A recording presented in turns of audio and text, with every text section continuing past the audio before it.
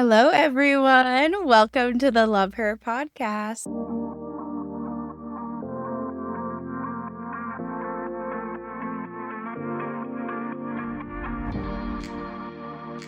Yes, hello, everyone. Janessa, I just want to talk about the fact that the countdown before we start recording has gotten significantly longer.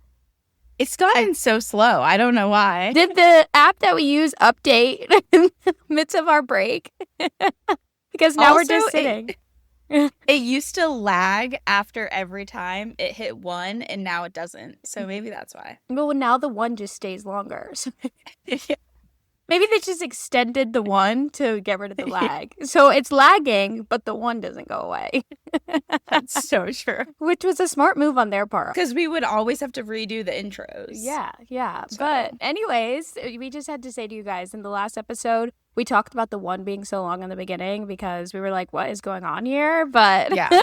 We're figuring it out. Anyways, thank you guys so much for tuning in yet again another week for the Love Her podcast. We're so glad to have you guys back.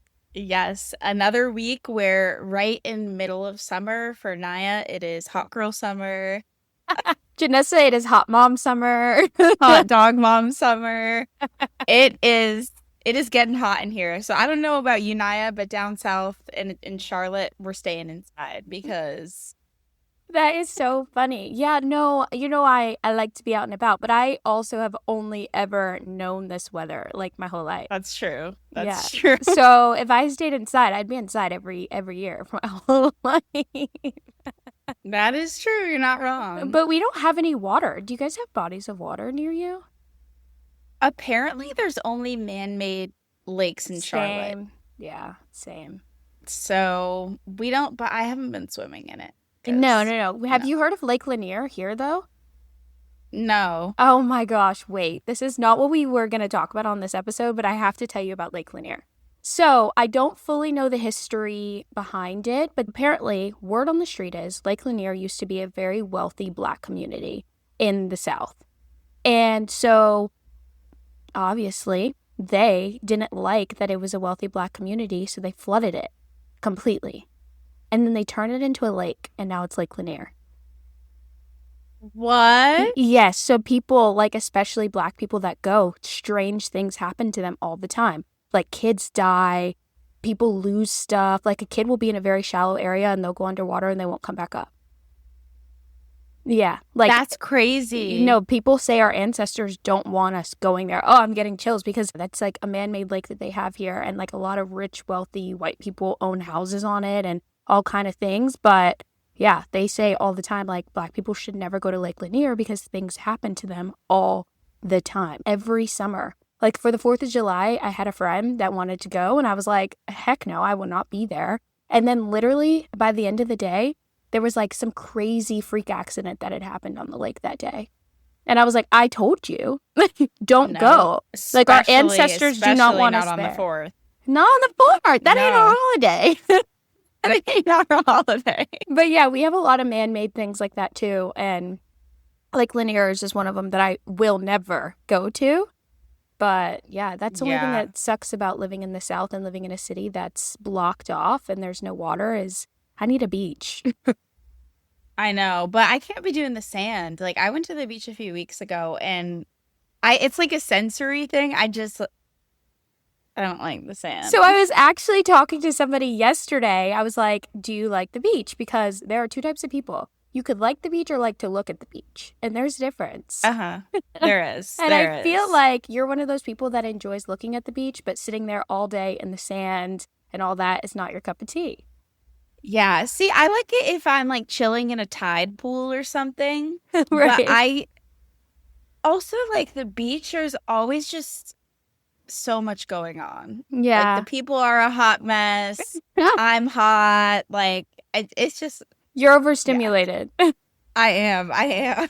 See, I've never understood that because, I grew up in Virginia Beach and we would spend literally 8 hours just there walking around, drinking, having fun, just like teenagers. So the beach has always been my happy place. If you guys have been watching Love Island, Huda says, that's my dream date. But yeah. Speaking of dates, I guess it kind of transitions into our topic. Yeah, I thought about that actually. You're a genius. Thank you. But Nia and I were kind of thinking, like, what are we going to talk about in today's episode? And we thought it would be a good idea since obviously you all know Nyia went through this recent life transition, and I have been with my partner for going on 5 years now. We Wow. thought it would be a good idea. I know. We thought it would be a good idea to talk about just relationships in general, and more so the signs and what it means to evolve with someone versus when you know that you're no longer evolving together. Because if you plan on being with someone for a long time, that's one of the key things is like change is inevitable, life is inevitable. So you have to be able to kind of roll with the punches with that person and not grow apart. Yeah, definitely. And that was, something that I had to decide at the beginning of this year is what did that mean for me and what did that look like? And that transition out of that, and when you finally get to a point of realizing what it is that you both need, is something so interesting and that I feel like not enough people talk about. So it's definitely something that we want to bring to light here in today's episode. So let's get into it. Let's get into it. So I want to start off by saying that literally no relationship is perfect and everyone knows that. Right. And every relationship, I feel like there are growing pains and you really have to learn the other person. Yeah. I think that something so important that I definitely want to touch on is the fact that if you want to have a long-standing relationship, you must think critically about the relationships that you saw as a child and what you were taught that love meant as a child. Oh my gosh. Actually, this is a conversation that I had on my Instagram story with my close friends. Something similar. So I'm so glad you're bringing this up because so many people have opinions on this topic, specifically the type of relationships that you view when you're younger, even how you view dating, how you're taught how to date and meet people and be courted, looking into in so many aspects of your life too, not just dating, but really looking into your childhood and how you were brought up and how your parents moved or the relationships around you. That is what we know. That's all we know going into the dating world and meeting our person or meeting other people. So I find it so fascinating that that's where you want to start because that's definitely a topic that we as women need to think about because just because you saw it and that's what you've witnessed, that doesn't mean that that's how you have to operate in your life, especially if it's not healthy, Yeah, and I don't think anyone goes into a relationship thinking that, oh, I want to put these negative feelings onto my partner. Like, that's no one's goal, but we have to recognize that if we don't first examine what we think of love and what we were taught about love, then we will put that stuff on our partner. Yeah.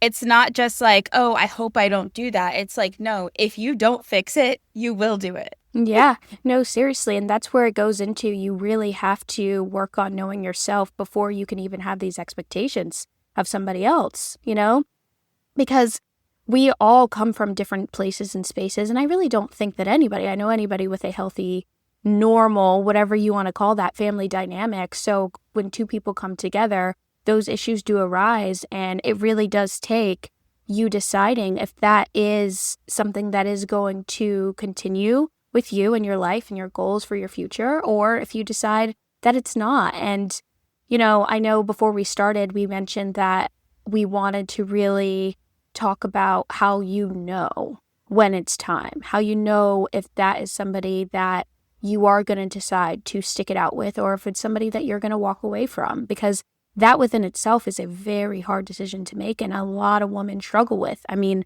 when I made my breakup announcement, so many women reached out to me and was just like, all different age groups and different backgrounds and places and spaces were just like, this is a topic that not enough people are talking about. And I wish that somebody would have said to me, you don't have to stay. You don't have to do this. You're not stuck. You have the right to write your own story and to choose a different path if it's something that's no longer serving you. Yes. And I'm curious, Nyia, like, was there a major thing for you that was like in this dynamic, whether whatever relationship previously you were in, was there one thing that really made you stop and say, is this forever? Yeah, of course. I mean, obviously, I have been engaged. I've been in only really serious relationships. I didn't know how to date. And that's something I really had to sit back and realize in these last few months of me on this journey is that one, I never really dated people. I just would meet somebody, we'd hit it off. Next thing you know, we're in a relationship. Like I said in previous episodes, I was a serial dater. And I would just get into very serious things without really taking the time to get to know multiple people at once, to ensure that I am choosing somebody based on different aspects, you know? And I think that for me, especially in my last relationship, I decided that I wasn't really in a space where I knew myself. And that's where I was like, okay, I don't want to not feel like myself forever. And this has nothing to do with them. This is just a place that I got to in my own heart and mind and soul because I had been through so much previously in relationships and family dynamics and just so many things where I was like, if I am committing to forever with somebody, I want to always feel like myself. And whatever that means for me, I have to explore that for myself. And I mean, I guess anybody listening, if you are at a place where you're like, I don't feel like myself, but I feel like the person that I'm with is elevating me and pushing me to be there, that's one thing. But if the other person is also struggling with their own things, it could just be a situation where it's not healthy for the both of you. And I feel like a lot of times I was in relationships where we became codependent on each other to kind of uplift one another versus finding it within ourselves and then uplifting each other. And so that's really the point that I have gotten to in so many relationships, especially in our 20s, is we're all figuring this out. But if we're not both actively doing the work, it can be very toxic, in my opinion. Yeah. And You know? I think at this age too that we're at, because everything from age 18 to 35 moves so fast. Yes. You're jam packing all of these life events into a decade, basically. And so if you meet someone young and your personalities almost mesh and you feel like you're losing yourself, it kind of just spirals from there because then if you get married and then you have babies and then all of that, you can really lose yourself. So I think this is a sign to anyone that if you are with someone or in a certain dynamic that you feel like you've lost yourself, decide now that you're going to do what's best for you before it gets too messy and too complicated. And even then, it is never too late. Yeah, ladies, we're not getting any younger. Not. We're not getting any younger. And that's the place that I got to where I was like, it's now or never. Like, why would I keep... I also feel like there's a sense of ego and selfishness that comes into play when you're choosing to be with somebody just to feed or to avoid the sadness that comes along with it. Because are you really with them because you genuinely love them, or are you avoiding all of these emotions that you have? And that's so unfair to them. Like, let them go off, be with somebody that's ready or in the same place as them, as whatever. That's what I think had really gotten me to that point. Because I'm like, if I'm feeling this way, I'm kind of being selfish just staying in this and ignoring all of these feelings that I have and ignoring the place that I'm in. And I'm disservicing myself too, them and myself, you know? But not all relationships end like that. Like Luke and Janessa have a dynamic that they've worked towards that's come to a healthy place. And I'm curious to know, at what point did you decide with Luke that we're going to move in together and we're going to stick this out no matter what? So I'm always someone that like I'm constantly thinking about what's ahead, how I'm going to get there and what I'm going to do. And especially with this healing journey, you have to kind of have a vision of where you want to be so that you can stay steadfast in getting there and becoming the best version of yourself. And I realized that as time went on, if I was leveling up to a new challenge, Luke said, I'm going to. Oh, yeah. Yeah, there was every time a challenge was presented, he chose to rise. And sometimes he would rise ahead of me. And the more that became a pattern, the more that I saw him in the face of challenges, in the face of life demanding that he step up, that he become his highest self, every time he said yes, it made me see that that's the kind of person you want to do life with. Yeah. Yeah. Right? Like it doesn't really matter what happens in terms of like what your goals are, as long as you're constantly willing to change to become the best version of yourself, then that's a dynamic that can grow. Yeah. And that's when you know you're with somebody that is moving in the same vibration as you, you know? Yeah. Because Yeah.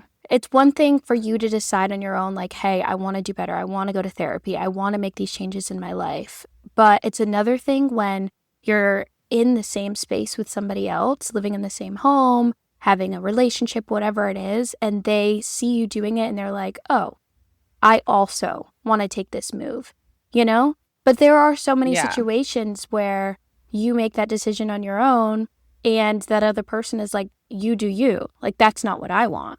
That's not what I am ready for right now. And I think when that happens and you decide, or even if you're the other person that is like, hey, they're on their own journey, they're doing them, then sometimes you need to make the decision to step away. I'm not ready to be there. They're in a different space. Maybe I should just let them go off and do their own thing. And I think that we saw two ends of the spectrum with that in my relationships and in yours. And I really, really have always admired the way that you and Luke move. And he really is just so open and excited to learn and grow and do so many things. And you have a 10-minute conversation with him and he's all in. He is listening and understanding and really getting to know the other person. And I think that if anybody is in a space of questioning that, not that we're saying, Luke is this perfect person. Maybe a little close, but not even. No, I'm just kidding.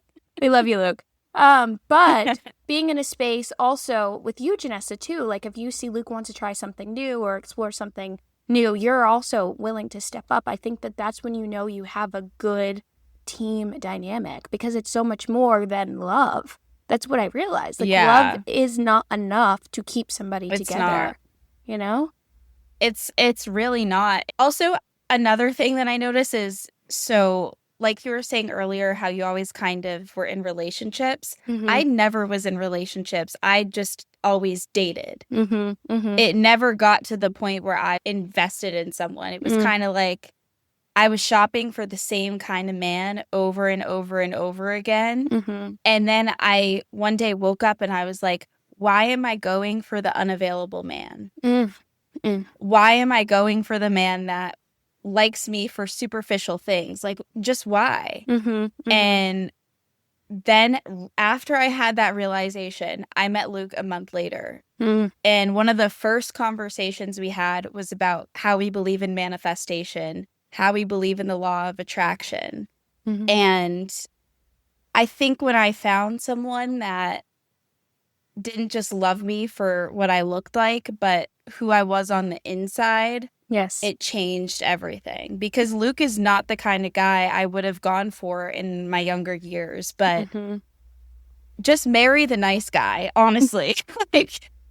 Marry the nice guy. This reminds me of, and I really, really want to find it because I just posted something, and I think you actually liked it, Janessa, which is so fascinating that, okay, yeah, it says, stop liking me for my looks. I'm a fucking genius.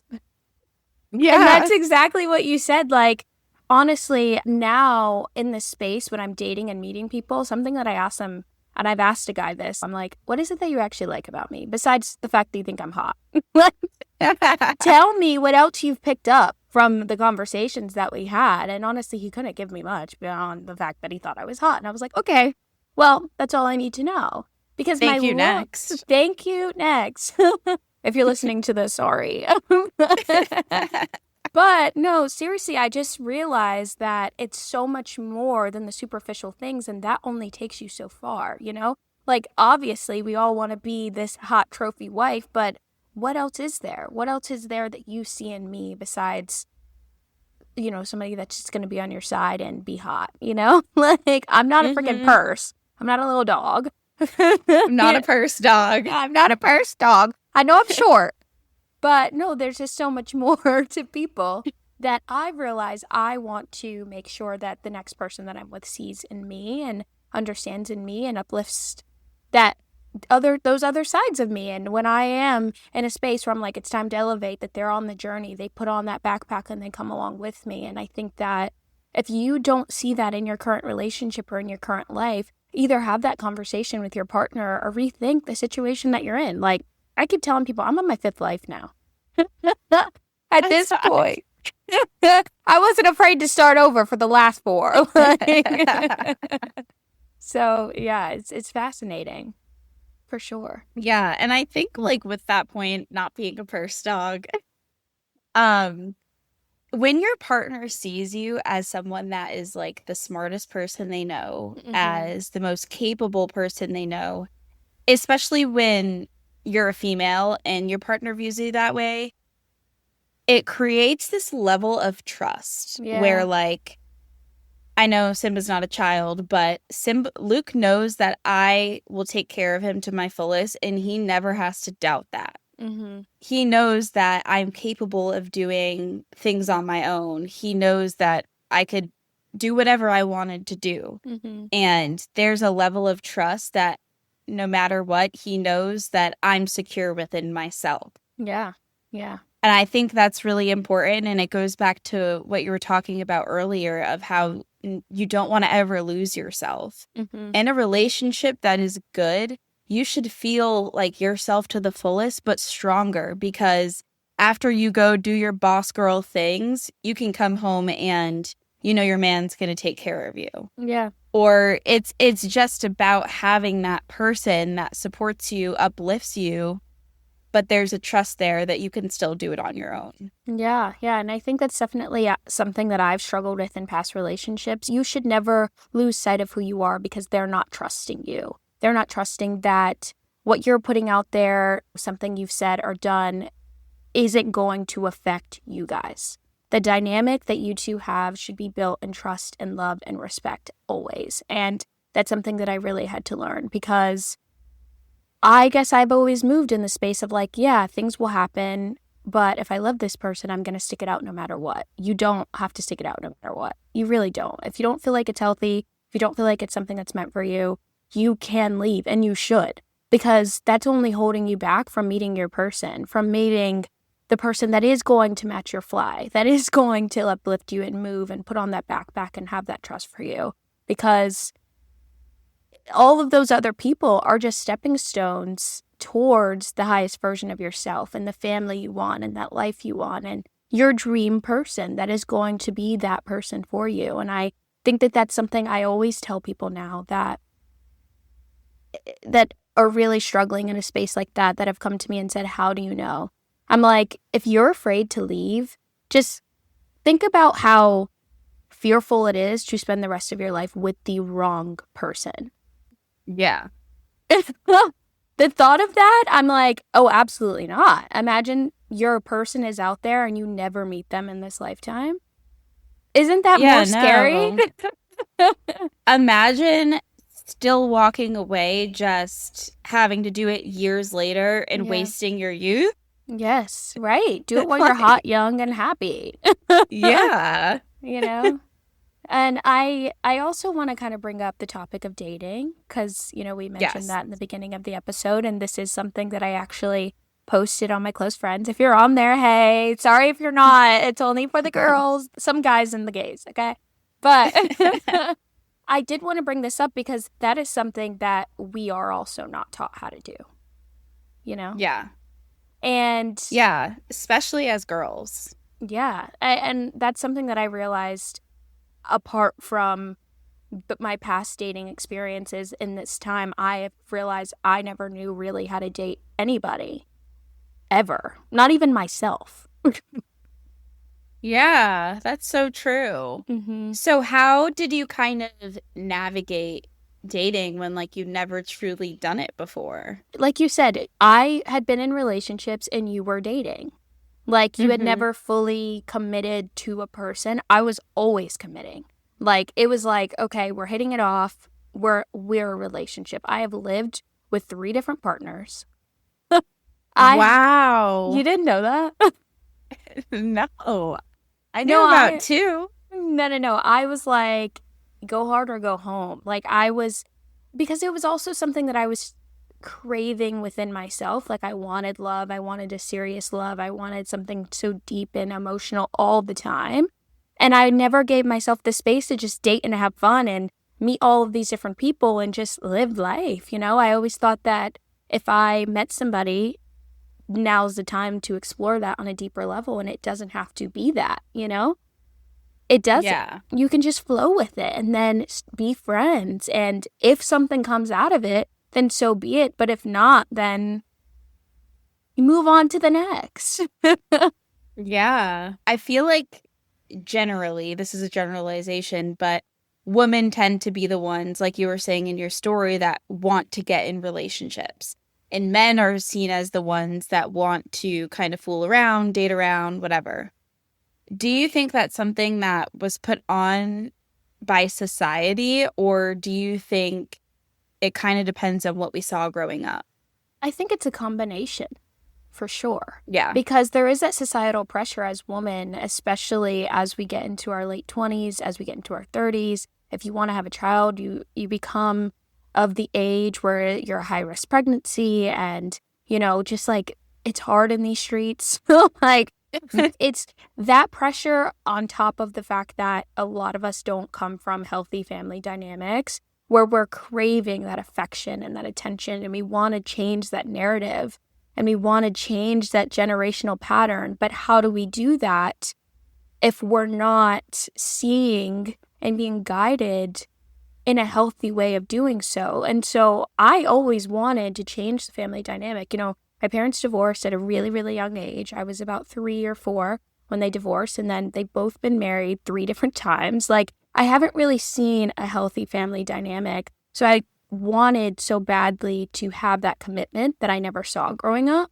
And so that commitment showed up in other ways that also weren't healthy. I was like, if I want this commitment, I need to commit. I don't need to be dating. I don't need to be with these multiple people. It was like, I need to commit and stay with somebody and make it work.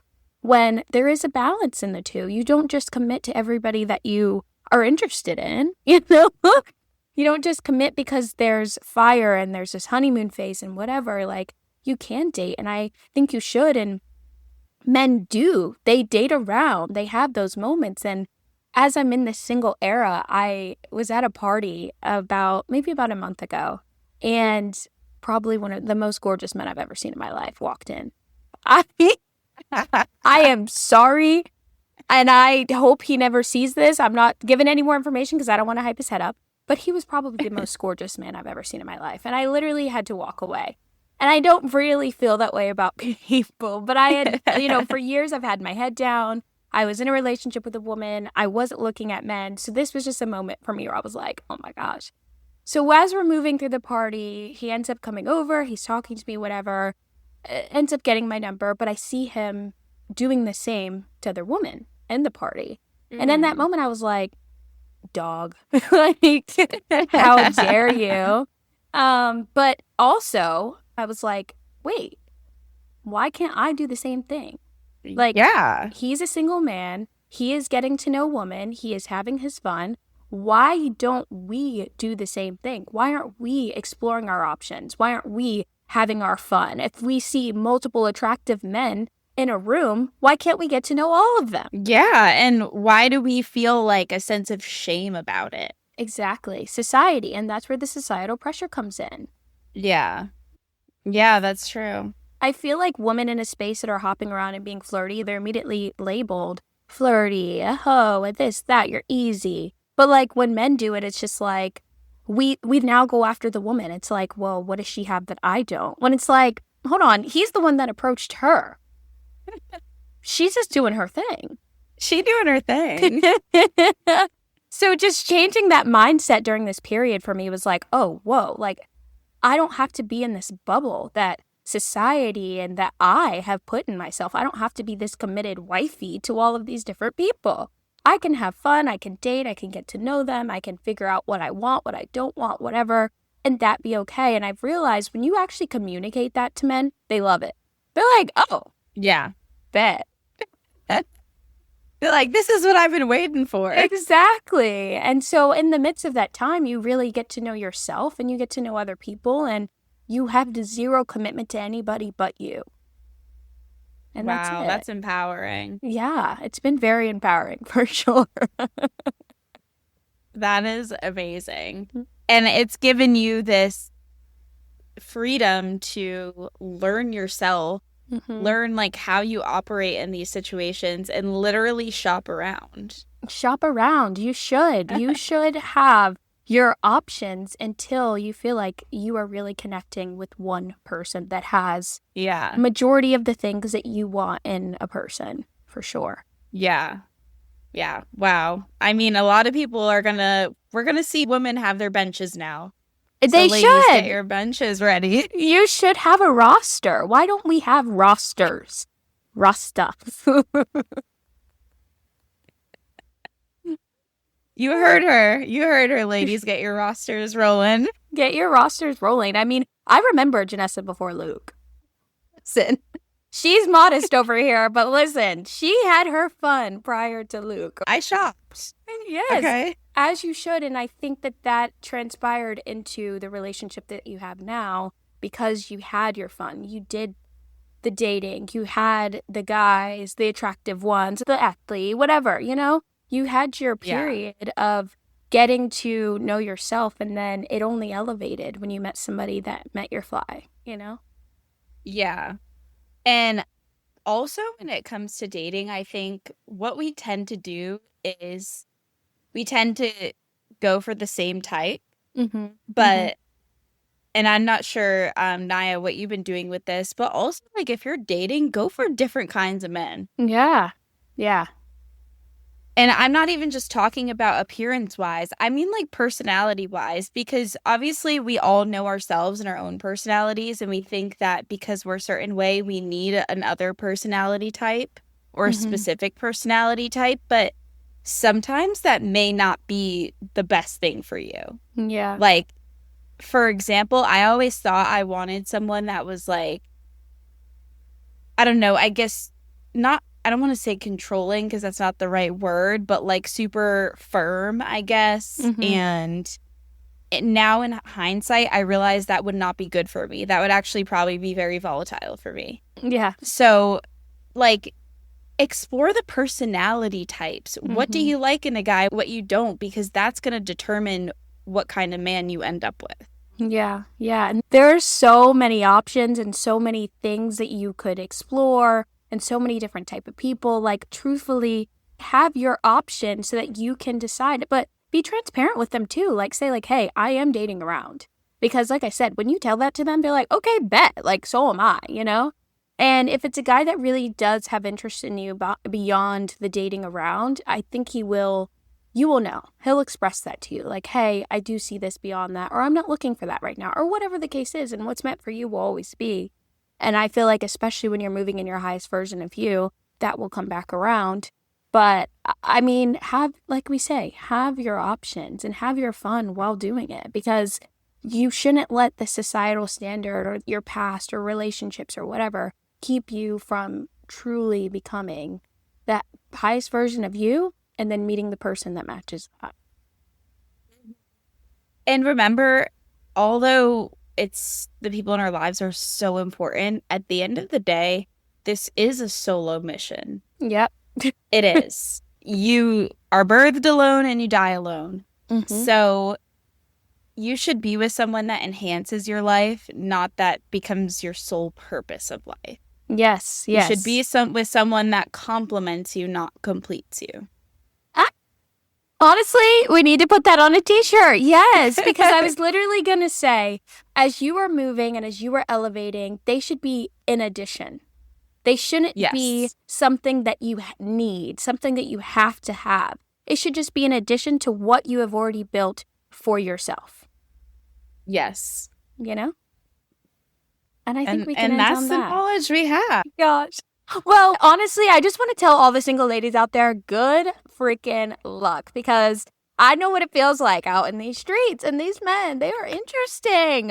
They are interesting. No, okay, really quick, I want to tell this story. I was at the mall not too long ago, and this guy comes up to me and he's like, "Can I have your number?" And I don't give out my number. I rarely give out my number. I give out my social media because I'm like, men be weird. Y'all be weird sometimes. Yeah.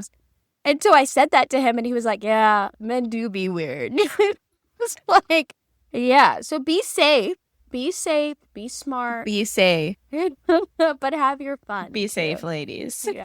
Have your fun as well. And we really, really appreciate you guys for tuning in yet again another week of the Love Her podcast. Thank you so Yes. much. Thank you. Love Janessa. Love Nyia. Bye. Bye.